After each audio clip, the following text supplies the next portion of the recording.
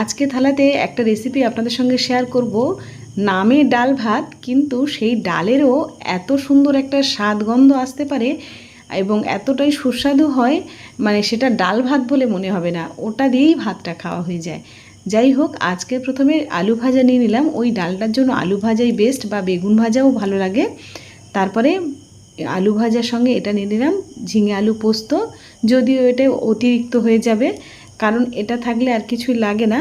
এই ডালটা মানে মুগ ডাল এখন চাষিদের বাড়িতে, তো এখন সবাইয়ের বাড়িতে যারা চাষ করে মুগ ডাল তাদের বাড়িতে সবাইয়ের আছে।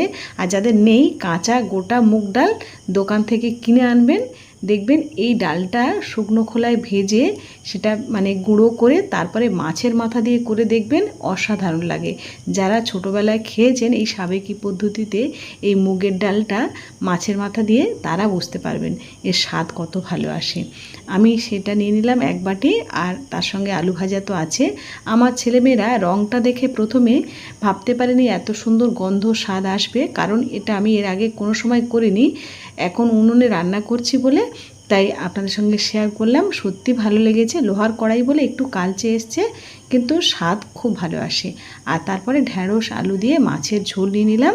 আর এটা হলো আমসোড়া নিয়ে নিলাম। আর এখন অম্বুবাজি চলছে, এই সময় আম কাঁঠাল দুধ এগুলো কিন্তু খেতে হয়, তাই কাঁঠাল এনেছে। আমরা খুব একটা পছন্দ করি না কাঁঠালটা, এই সময় বলেই খাচ্ছি। আপনারা সবাই ভালো থাকুন, সুস্থ থাকুন, আর এভাবে রান্না করে পরিবারকে খুশি করুন।